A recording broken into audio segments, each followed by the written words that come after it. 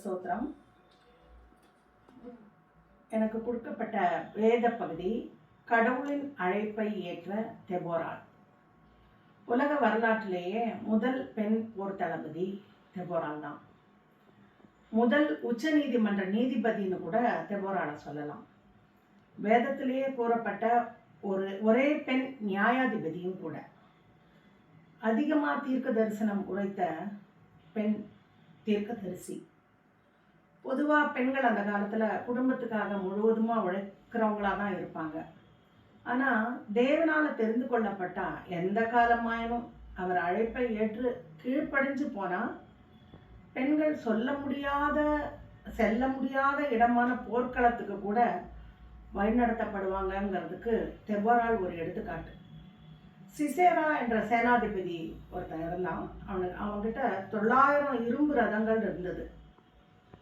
அவன் இஸ்ரேல் புத்திரரை 20 வருஷம் கொடுமையாக ஒடுக்கி நடத்திட்டு வந்தான். எந்த படையும் தோக்கடிக்க தேவ ஞானத்தால் மட்டும்தான் கூடும். அந்த சமயத்தில் தெபோரான்ற தீர்க்கதரிசி இஸ்ரேலை நியாயம் விசாரிச்சுக்கிட்டு வந்தாங்க. ஒரு தலைவருக்கு பல பேர் முயற்சி எடுப்பாங்க. ஆனால் தவறான முயற்சி செய்கிறவங்க சிலர் இருப்பாங்க. கடவுளால் தேர்ந்தெடுக்கப்பட்டவங்க சிலர் இருப்பாங்க. 2 விதமான தலைவர்கள் உலகத்தில் உருவாகிறாங்க.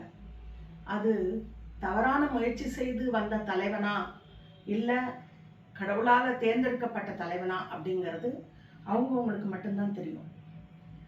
தேவனுடைய அழைப்புக்காக காத்திருந்து ஒரு தலைமை பதவியை பெற்றுக்கொள்வது மிகச்சிறந்தது. தெபோராள் அப்படிதான் தன்னுடைய வாழ்க்கையில் செய்து வந்தார். வழி தவறின இஸ்ரேல் மக்கள் ஜெபிக்க தொடங்கினாங்க. கர்த்தர் அவங்களுடைய ஜெபங்களை கேட்டு தெபோராளை பயன்படுத்தினார். நீதி நியாயத்தில் நிலைத்திருந்தான். தன் நாட்டை நேசித்து பரிசுத்தமாக வாழ்ந்துட்டு இருந்தான்.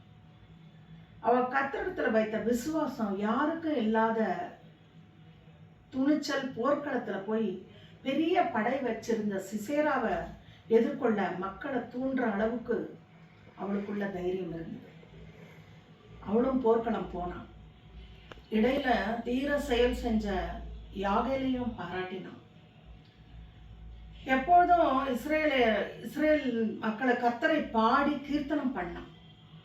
இஸ்ரேலின் தேவனை கீர்த்தனம் பண்ணினான். தான் பாட்டில் தன் விசுவாசத்தை வெளிப்படுத்தினான். கர்த்தருக்கு நன்றி செலுத்தும் பாடல் ஒன்று பாடுறான். அந்த பாட்டில் கர்த்தருக்கு முன்பாக பர்வதங்கள் கரைந்தது அப்படின்னு பாடுறான். பொதுவாக பர்வதங்கள் உடையலாம்.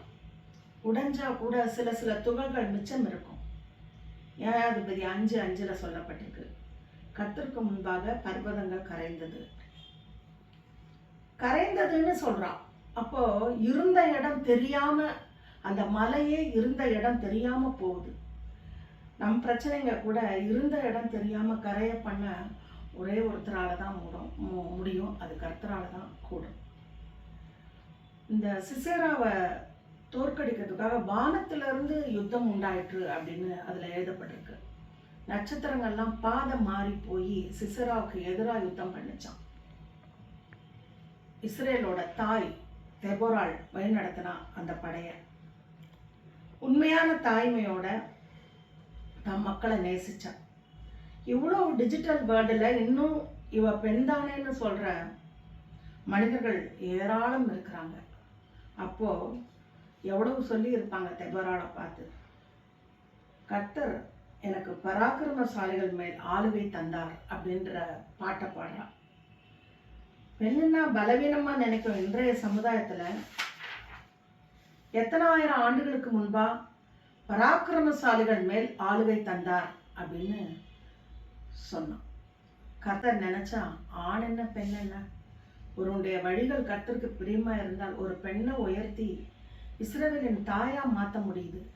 விழித்து விழித்து விடாப்பிடியா ஜெபித்த ஒரு நியாயாதிபதியா மாற்ற முடியுது. தீர்க்கதரிசியா உருவாக்க முடியுது. தெபோரா மாதிரி இந்த சமூகத்துல வாழ கர்த்தரிடத்துல நெருங்கி ஜீவிக்கணும்.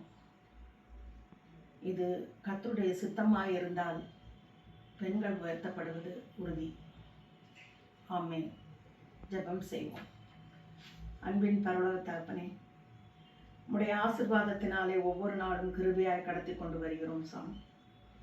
எங்களுடைய பிரச்சனைகள் எல்லாம் கர்த்தாவே பர்வதங்கள் போல் இருந்தாலும் அதை உடைக்கத்தக்க அல்ல சுவாமி, கரைக்கத்தக்கதாய் உம்முடைய கரத்தினால் கூடும் சுவாமி. உமது கரத்திலே ஒப்பு கொடுக்கிறோம். எல்லா பெண்களிடத்திலும் கர்த்தாவே அவர்களுடைய பிரச்சனைகளை எல்லாம் உமது பாதத்தில் கொண்டு வந்தால் சுவாமி, நீர் கரைத்து அதை ஒன்றுமில்லாமல் செய்வீர். உமக்கு ஸ்தோத்திரம் செலுத்துகிறோம். உண்மையே நம்பி ஜீவிக்க எங்களை ஒப்பு கொடுக்கிறோம். இறைமகன் இயேசுவின் மூலம் ஜெபிக்கிறோம். வல்லமையுள்ள பிதாவே, ஆமென்.